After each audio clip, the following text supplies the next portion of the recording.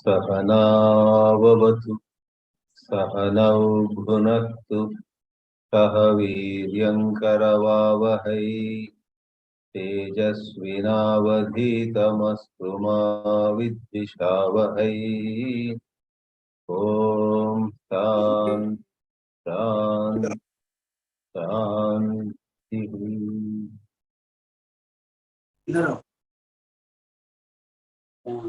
After seeing in the last webinar 5 teachings of the Bhagavad Gita,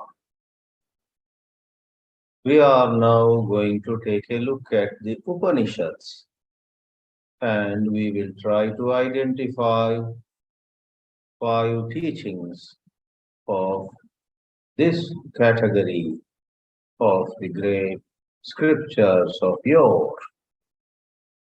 Upanishads have been inspiring great minds around the world for a very long time. Even the brother of Aurangzeb, Dara Shikoh, translated a number of Upanishads into Persian.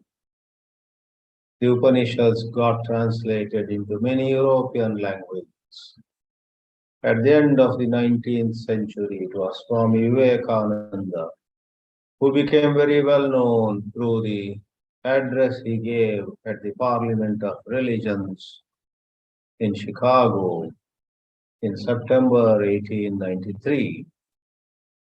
It was he who again made the Upanishads reach a lot of places, a lot of intellects around the world.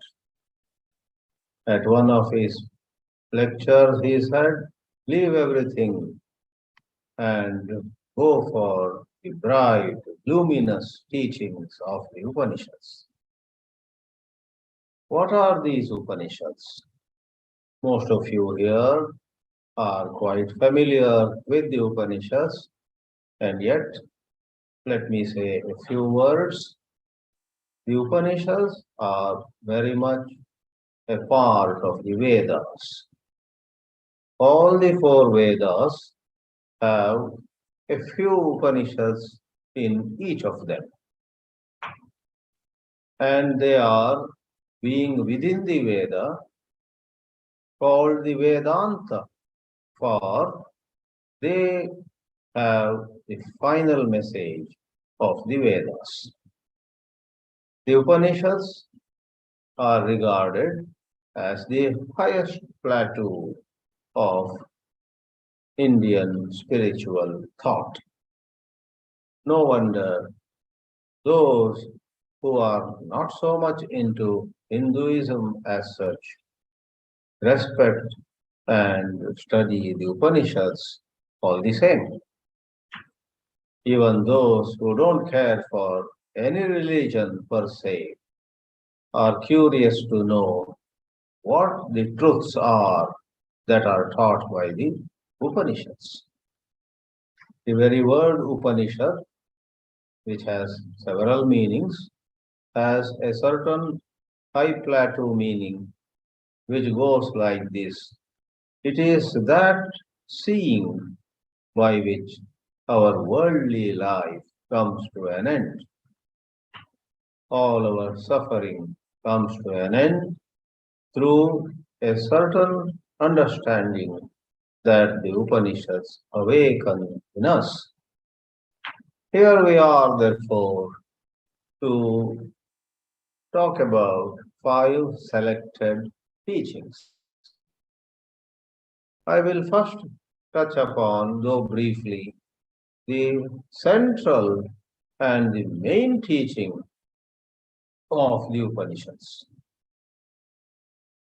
It is conveyed in many mantras and in all the Upanishads, and that highest teaching is the present idea of who you are is not right. An erroneous perception called avidya. called ajnāna, called also adhyasa, ignorance, erroneous seeing, false superimposition, whereby while actually there is just one truth of existence awareness, Satchit, this erroneous perception makes us believe that there are countless things, all of which are true, and what is worse, this erroneous seeing generates the sense of the separate self. I am different from others. I am higher than some and lower than some others, and so on. Once this business of high and low comes into the scenario, we feel good at places, but at many other places we feel lost, miserable, unworthy. Rather than quoting here particular mantras which are available in all the Upanishads, I shall quote what we gave in the synopsis also, couple of lines with which Ādi Shankara begins his commentary on the Brahmasutras.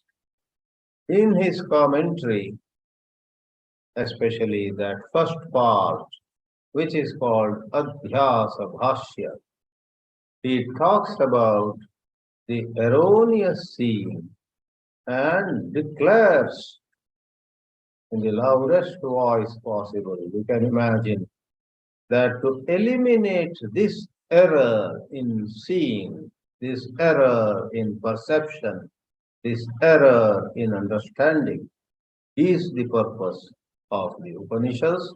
All the Upanishads primarily set out to remove this error called adhyasa. Evam ayam anadihi anantah naisargikah adhyasa mitya pratyaya rupaha kartratva bhoktratva pravartakaha sarva loka pratyakshaha. Tom, Dick and Harry, Sita, Gita and Nita, all around the world experience. I am a doer, I am an enjoyer, I suffer, I enjoy, so on.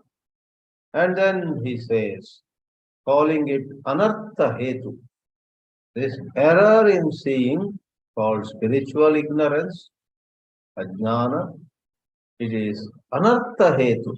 It is the fundamental cause for a whole lot of evil in life. Asya anartha hetoho prahānāya. Ana itself means throwing away. Prahāna means eliminate it in such a way it never raises its ugly head. Asya anartha hetoho prahānāya. Atma ekatva vidya pratipattaye. Sarve vedāntāh ārabdhyante. Vedāntāh, the word is a synonym for Upanishadah. All Upanishads set forth with the central purpose of eliminating erroneous seeing in every one of us.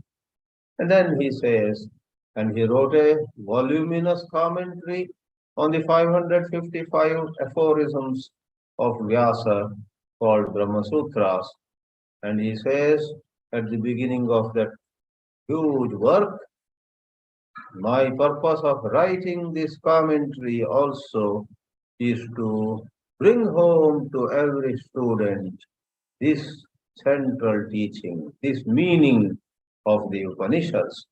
Yatha cha ayam artaha sarvesham vedāntānām tatha vayam asyam shariraka mīmānsāyām pradarshayishyāmaha. We shall show you in this Sutra Bhashya, which is called Shariraka Mīmānsa.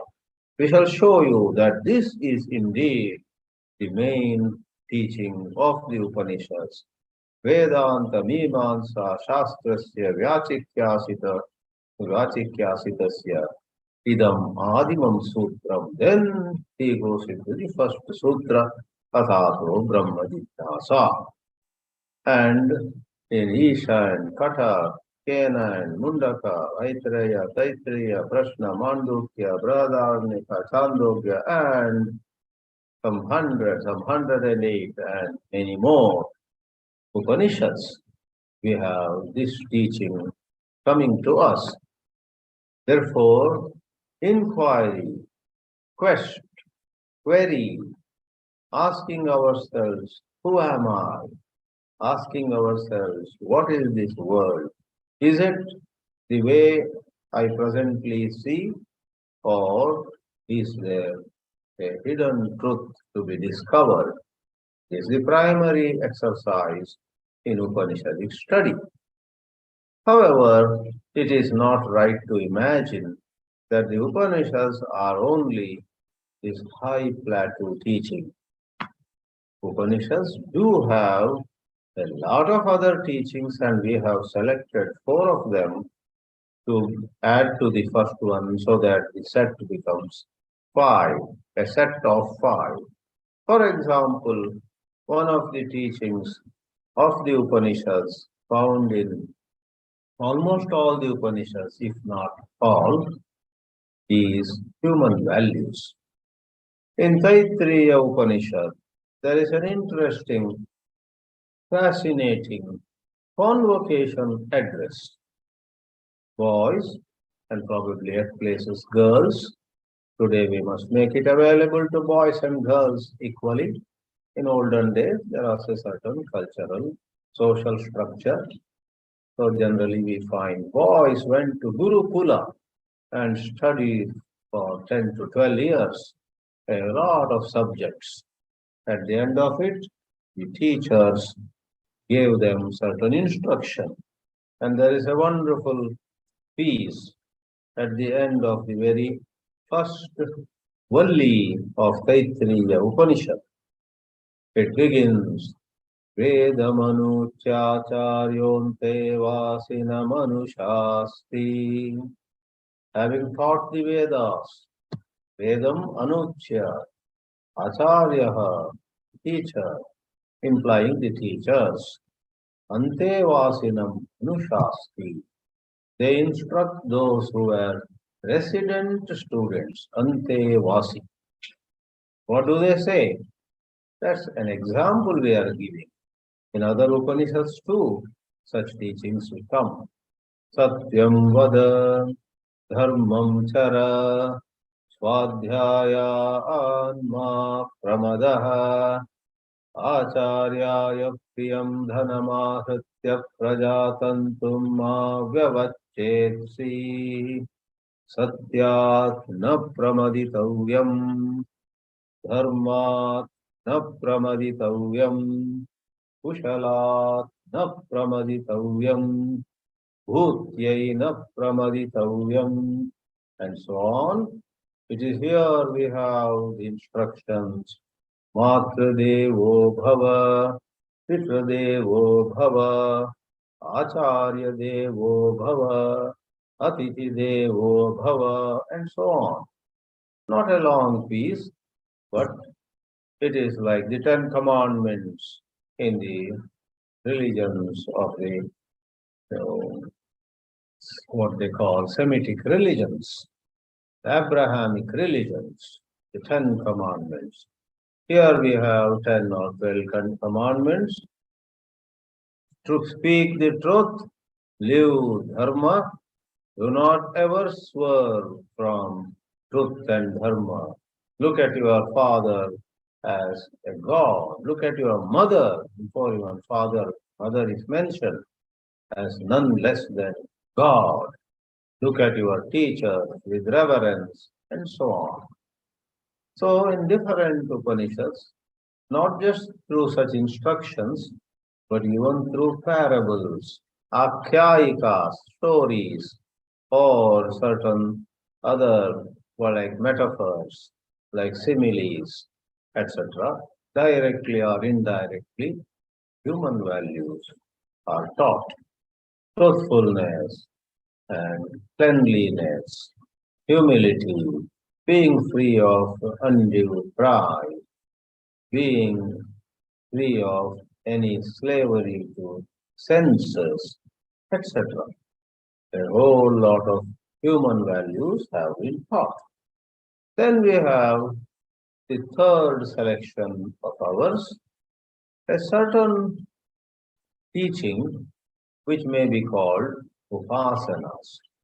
For all high philosophy is wonderful, you and I appreciate it, but the ground reality of ours is sometimes right in the class or more often when we are outside the class, the art of temptations make us fall.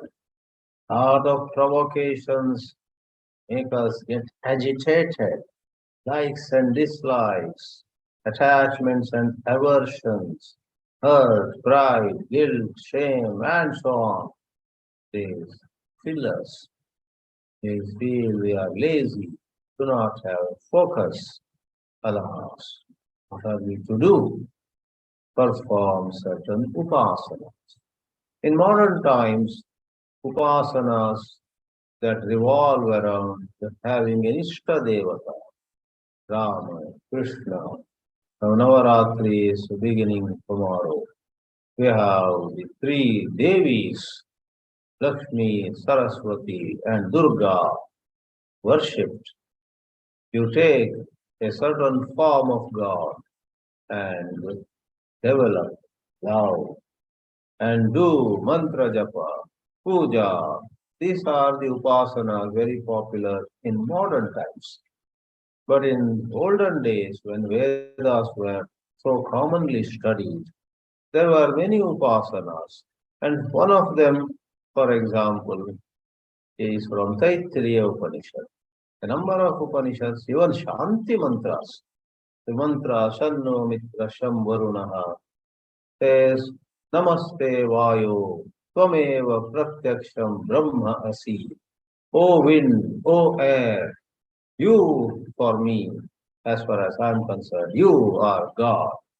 That is Upasana. Vayu is not the supreme God, but that particular Upasaka looks at Vayu as the supreme God. Nikrishta Vastuni Utkrishta Buddhihi. Seeing in something that could be symbolic, something way higher than what this particular name and form, this object actually could be. In Taittiriya Upanishad, again in the first valli called Shiksha Valli, there is an upasana, for example, called Vyahriti Upasana. Bhuhu, Bhuvaha, Suvaha. These are Vyahritis. These are syllables that are recited before the Gayatri mantra as one of the instances. And these three could be repeated, these three could be chanted with certain meaning superimposed upon them. Bhuvassuvariti va etastisro vyahritayah tasamuhasmaitam chaturthim mahachamasya pravedayate. So they add a fourth one. Bhuhu, Bhuvaha, Suvaha, and then Mahaha. So four Vyahritis. Somewhere else there could be even some more. Bhuhu, Bhuvaha, Suvaha, Mahaha, Janaha, Tapaha, Satyam, and so on. Vyahriti means it's a word to imply short syllables or two syllables put together, which could be an alambana, which could be a support with which our mind, which tends to get distracted or which tends to fall for some silly temptation, some very fleeting pleasure could distract us from a big job on hand, which is a tragedy indeed. So Vyahritis are to be meditated. In Bhuhu, you see, Bhuritiva Ayam Loka. When you say Bhuhu, visualize the entire earth as contained in that word, Bhu. Bhuvaha, visualize the entire antariksha, interspace. Swaha or swaha, synonyms, is the heaven. Mahaha iti adityaha, the shining sun. So this is what upasana is. You and I could also, suppose we are Krishna Bhaktas. Morning we sit for 5 minutes. Sri Krishna Sharanam Mama. Sri Krishna Sharanam Mama. We sit for 5 or 10 minutes, then you visualize. When Sri Krishna is with me, what in the three worlds can cause trouble to me? I don't have any reason to fear. Why should I be nervous? Why should I be feeling low when Sri Krishna is? So in Sri Krishna, you see all power, all relief, all strength. That is upasana. So I read a couple of lines from Taittiriya Shikshavalli or Shikshavalli, which is upasana. Different Upanishads with which nowadays we are not much familiar. Many of us, while studying or teaching Upanishads, skip in fact the portions of upasanas given by the Upanishads. Chandogya Upanishad, Brihadaranyaka Upanishad, etc. have some Dahara Vidya, then they have some Chandrayana Vrata. Sometimes we see the meanings briefly, but we do not really use them. We have alternatives these days. What is the fourth teaching that we have selected? When it comes to jnāna-mārga, the path of wisdom, many Vedanta students wonder, all right, the truth may be I am Brahman, but what is the sadhana in Vedanta? In bhakti, you say, do japa, sing the glories of God, do pilgrimage, do prostration. From Navavida bhakti, 9 kinds of bhakti practice are all taught. What is the outline of jnāna-mārga sadhana in the second chapter? And it gets repeated another time in a later chapter too. We have Rishi Yajnavalkya saying to his beloved wife, Maitreyi, you must know the Atma. You must know the pure self that does not die, that does not get born. In order to know that Atma, he says, there are 3 spiritual practices in succession. Atma va are drashtavyaha. You must know. And for that, shrotavyaha. One must do shravana. Initially, you may have no idea.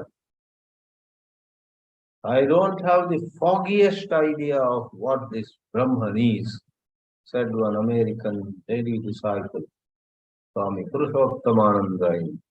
I was present in the hall, 1989. And Swami Purushottamānanda said in the Pavai Ashram, don't worry, Christine, I think her name, or Christina. They had come all the way from San Francisco. Yes, you don't have the foggiest idea of what this Brahman is. Therefore, you have come to the right place. Stay on, and we will give you an understanding of what Brahman is. So, Shravana, 2 years, Swami Purushottamānanda taught various Upanishads, Gita, so on. So, Shrotavya, listen. Nowadays, some younger generation, at times we find, are so impatient. They don't let us speak at all. Given a chance, they will give a lecture to us. Today's westernized education, it's good to give freedom of expression, but it has gone a couple of steps further. In the name of classes have to be interactive. It should not be a monologue. It should not be a teacher going near the blackboard and engaging the whole hour or 40 minutes in one direction teaching. That's right. But in the name of there should be interaction, it has gone to the other extreme. Some students do not have any patience. So we need to have a certain balance.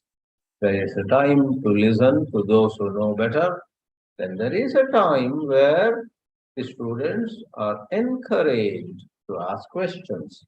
Yajnavalkya says, Atmava are shrotavyaha, mantavyaha. You got to know what the central teaching is. Tatparya Nirnaya took place. Now you have doubt about how it could be so. How can it be so? How can I be actually the light of pure consciousness?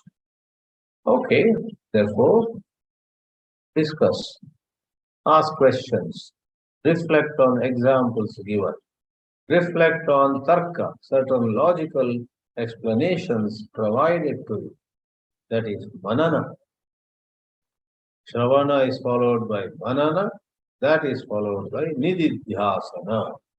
Having removed the doubts, one then stays firm in the new understanding. Staying firm in the new understanding is nididhyasana. During Shravana, when one began, one did not know what was the central teaching, what the 100 peripheral teachings were. Upanishads have a central teaching and they have 100 secondary teachings.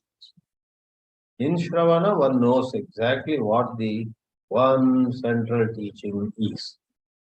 And one places all else in their right places. And if one has some doubt or lack of clarity about that central teaching, about the possibility of it, one goes for the second stage.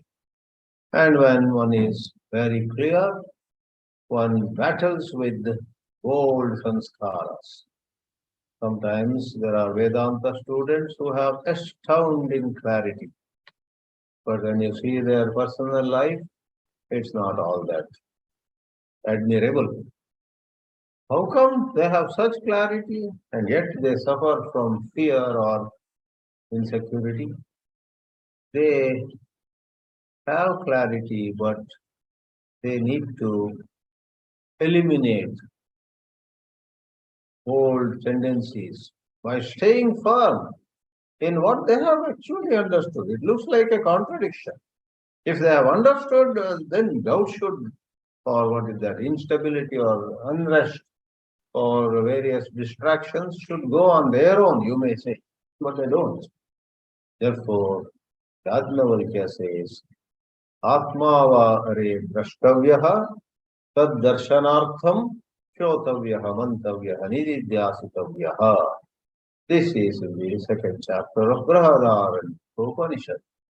Last but not the least, and I don't mean to say these are the only 5 teachings. There are many teachings. Bhagavad Gita also has 100 teachings. Upanishads also have 100 teachings or more. 100 is a manner of saying many. There are many teachings, but this lecture attempts identifying 5 main ones. The 5th one is how, through a study of Upanishads, we see hidden possibilities within us. We see our own potential for living on a higher plane of consciousness, awareness, greater freedom, so on. One of the ways the Upanishads do that is displayed in Kathopanishad. In the Kathopanishad, which Sri Krishna borrows and with a slight change presents in the Gita too. It is said, Indriyebhya para hyartah arthebhyascha param manah manasastu para buddhihi buddheratma mahan parah mahatah param avyaktam avyaktat purushah parah purushat na param kinchit sakashta sa paragatihi. 7 levels of existence are pointed out. Ordinarily, the utterly materialistic person thinks of herself or himself as just the body. This body, with the repetitive hunger and thirst and many other urges, is to be kept happy. So eat well, drink well, enjoy, rest well, get back, work a little, again enjoy. That becomes the picture. But Upanishad says there is indriya, there is manaha, there is buddhi, there is the total buddhi, there is the unmanifest, avyakta, there is the purusha, pure consciousness. Sat, chit, chit is consciousness. And in that particular pair of mantras, purusha, the pure sat, chit is called the highest. Purusha, na param chit, nothing more, nothing higher exists. Somewhere else it could be 3, somewhere else it could be 5. Taittiriya Upanishad says, Annamaya Atma. Many people think that body made of food is all there is to one's life. And there is a deeper reality, Pranamaya, then even deeper, Manomaya, Vijnāna-maya, Anandamaya, and so on. Sri Krishna in the Gita says, Indriyani parani ahu, indriyabhyaha param manaha, manasastu para buddhihi, yo buddhehe paratasutsaha. Supreme truth, knowing which you get liberated, is way higher than one buddhi. The 7 of Upanishads are simplified into just 4 by Sri Krishna. So, what does it mean? Numerous ways. Our understanding of our own life, our own existence, what is possible by us, for us, in us, all becomes clear as we do a proper study of the Upanishads with competent teachers. One should not jump to a conclusion. There are all this philosophy words. That's for my grandmother, not for me, and so on. Earlier you collect these gems of wisdom from the Upanishads, so much the better for you. So young people also should get familiar. They will get greater clarity in due course of time. Therefore, to sum up, the highest teaching and the central one of Upanishads is to eliminate fundamental erroneous perception that we have, because of which the jiva bhava, sense of individuality, is up and active. Human values. Thirdly, various upasanas to make our mind and intellect single-pointed, pure, ekagra and shuddha. Chitta ekagratayai, chittasya shuddhyai, upasanam upadishyate. One must do upasana. Thirdly, third is vyahrati upasana. Fourth is shravana manana nididhyasana. And last but not the least, throwing light on this personality, which may be finally negated, that's okay. But where we stand, we need to work with our personality. We need to work on our personality. We have to rise from the level where we are, and yes, the point may come where we may say, I am not this body, I am not this indriya, I am not this mind, I am not this intellect, I am not this pranas.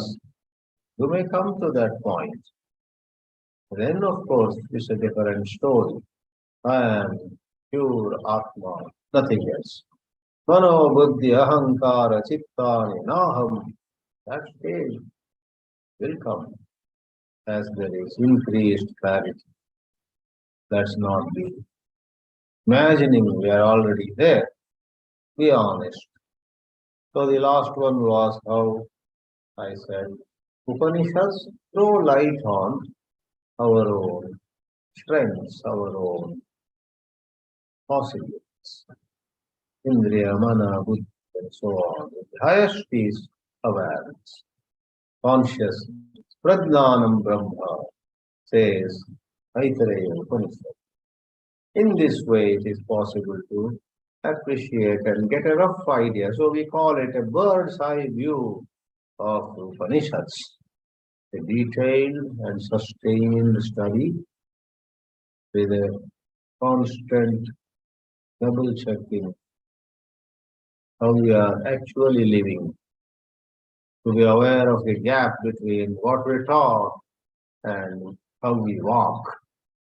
It's necessary. We may hear some stories of some great people who suddenly get enlightened. Well, if it happens in our case, that's good. But chances are more of not happening like that. You and I have to study very carefully. We have to go on fixing the bugs in the way we live, the way we talk, the way we think, the way we do. Because it is an arduous journey. But the good news is, here are the Upanishads, which can as though hold your hand and lead you through a long journey. May the rishis of these Upanishads bless us. May we receive the highest wisdom in this life itself. Om Namah Paramarashibhyo. Namah Paramarashibhyaha.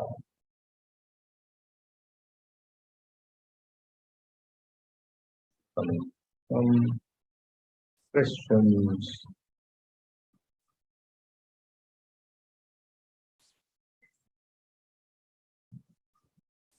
Let me see. Chat box.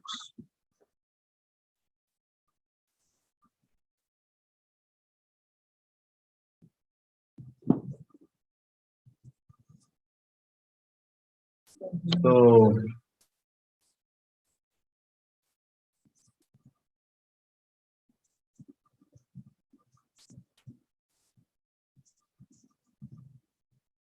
Hari Om and Pranam and hello to everyone. Happy Navaratri. Some of you have sent greetings. Welcome, and I reciprocate them to all of you.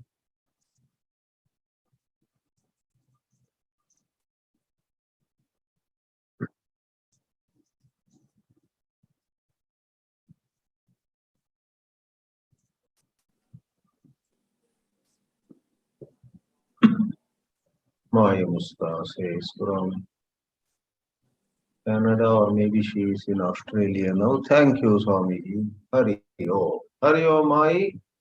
Are you in Australia, Sydney, or somewhere already? Or going there to spend some time in Ramakrishna Mission there, I guess. I'm back in Canada. What? I'm back in Canada. Oh, you are back in Canada. You went to Sydney or Melbourne, Sydney, I think. Already you have come back. Good. Hope your stay there was good. It was good, and I'm enjoying coming back to the webinars. You will join the webinars. Okay, good. Welcome. So, okay, here is one. Jyotiji, you may ask now. Correct. So go ahead. Your mic is on. Yes. Please. Hari Om Swamiji. Just Hari to Om. Hari Om. The verse that stands out, Tishtada Jagrada, that's also from an Upanishad, is it? Kathopanishad. So that could be a sixth teaching, motivational verses. Kathopanishad itself. Yama, Lord Yama says, Uttishtata, Jagrata, Prapya Varan, Nigodata. There are such mantras also spread.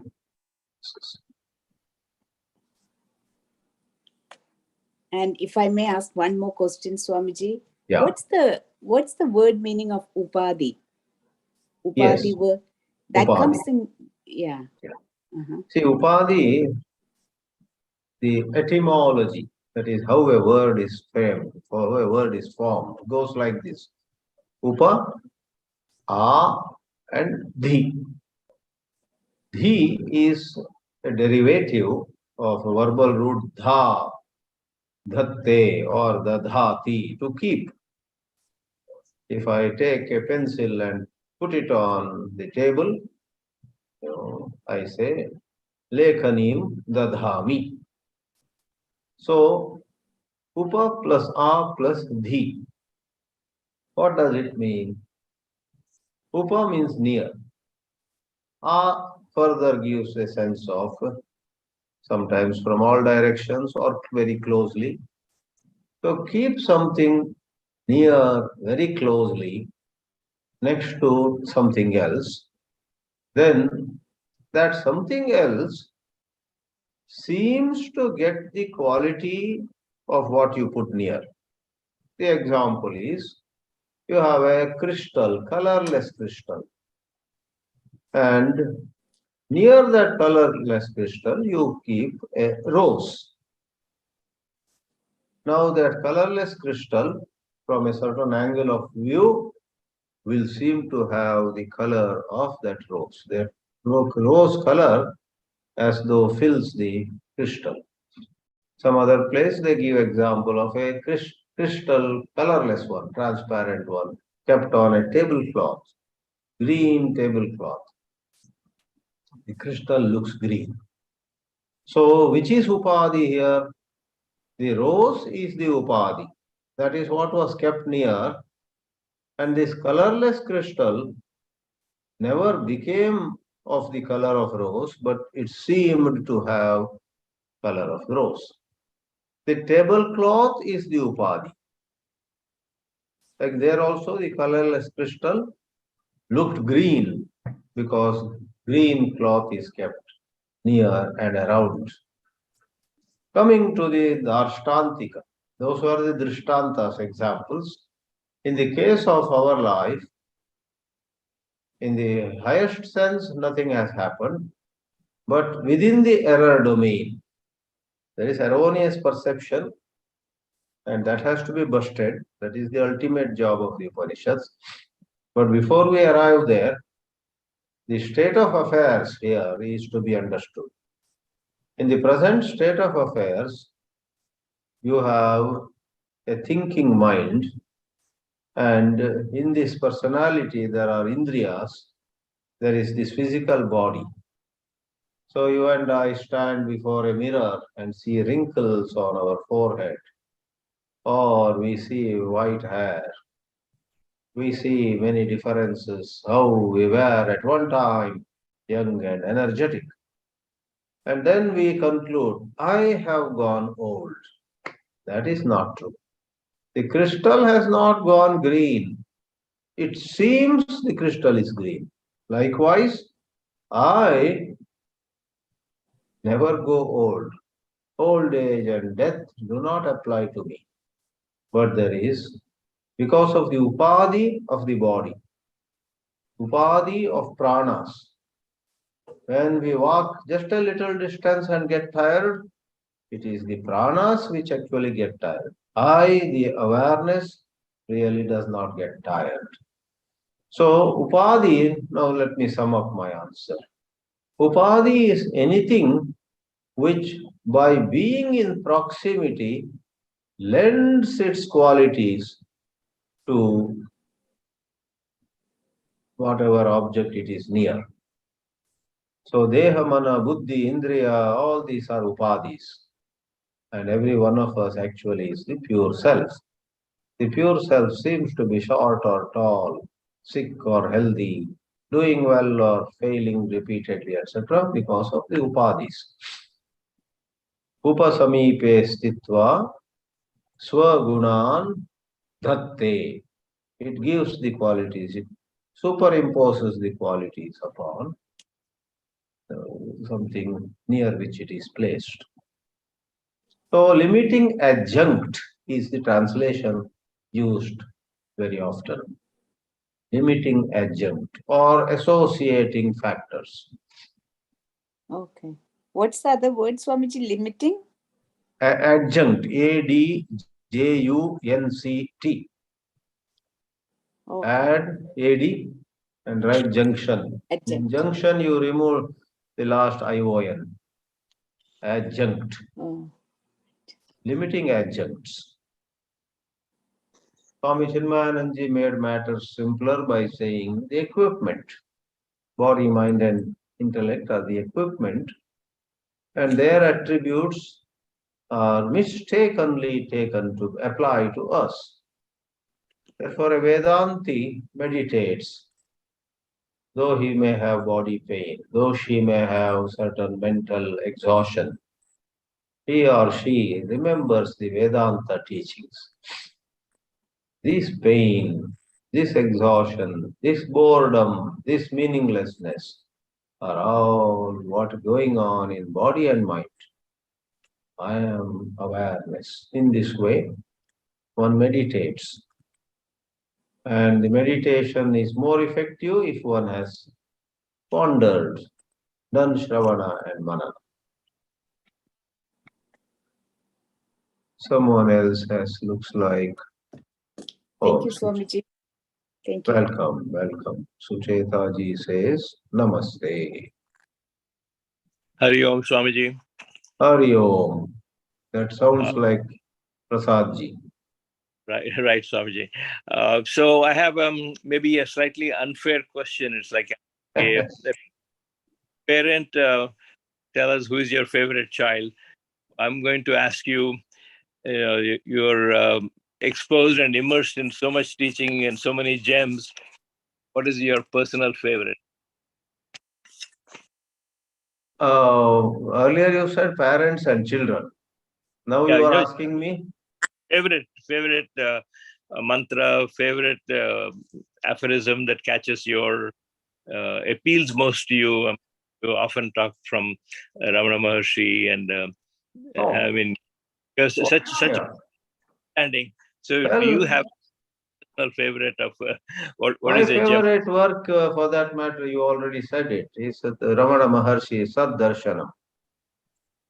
And there are some lines in Saddarshanam which have been most inspiring to me. And I take them as simplified versions of Upanishads. Upanishads are the original works, therefore we never move away. And Shankara's commentaries on Upanishads are of immense benefit to us. Presently, I am studying Shankara's commentary on Mandukya Karikas with a further commentary called Vivruti. Vivruti means Vivarana, explanation by Swami Sachidanandendra Saraswati. It's most uplifting. But coming to Saddarshanam, there are statements like, silently you turn inward, maunena majjan manasa swamula charchaiva satyatma, vicharanam syat. The right way to inquire is become a little quiet. Don't allow too much noise in your mind. And go inward and stay in the inner silence and so on.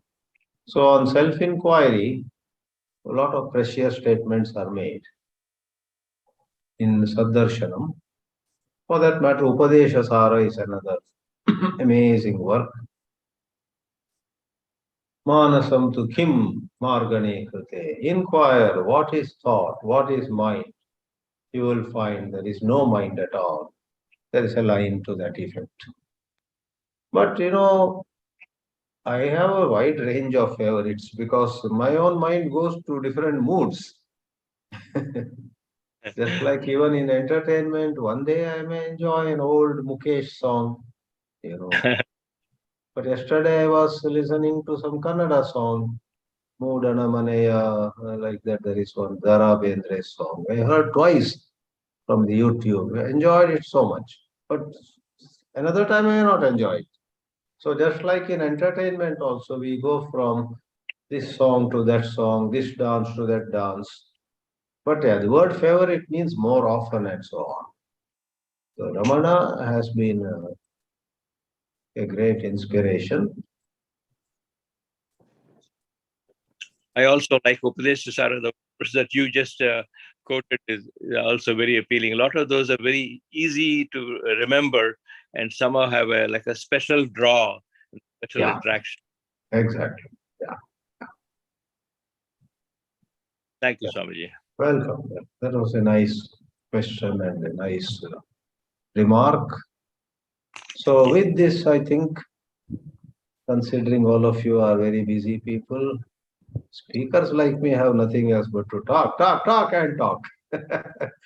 But you have other things to attend to. So let's conclude and complete. Okay, Suchetaji says, the Upanishad teaching is, I am not the body and I am not the body. If, let me open it, yeah. If this sinks in, one should not be interested in karma. On the other hand, scriptures say, engage in karma with the idea, I am not karta or bhokta. In modern days, this is used in the wrong way and very confusing way. Please clarify. It's all a matter of the levels. So, a lot of scriptures are meant for people who are not at the very highest level. If you think of three levels, A, B, and C, majority are in C. They must act. They already have a lot of personal desires. They must try to reduce personal desires and serve people more. Then there are people in level B. They have a high degree of vairagya. Quite high, but not enough. They too should continue in karma. And the scriptures unhesitatingly not only permit, but encourage that small number who are in level A to completely renounce karma. They are a very small number. So it's all about how much vairagya we have, how much viveka we have. In modern times, vast majority of us, including many Vedanta teachers, do not have that kind of vairagya. So they are asked to do karma, nishkama karma, do some seva. And the right time, you further move to level A. So to sum up, level A may give up karma totally. Level B have to do karma as a certain healthy engagement to arrive at more vairagya. Level C, the lowest level, if they walk away from karma, they will be lost. They will neither be here nor there. For them, karma is a protection. Karma is a very necessary protection. One level above B probably can manage. They leave karma and go, and in the pure jnana, pure meditation, study, etc., here and there, they may suffer. They may lose their focus. But level B, because they do have certain sanskaras, even as they fall, they get up and then get going. Level A is people born with tremendous amount of shubha samskaras. So they can leave karma fully. So there is no single teaching. There are teachings to correspond to adhikara. Adhikara is the aptitude levels. Thank you, Swamiji. Welcome. It's a nice practical question. All right. Hari Om. Om Namah Shivaya.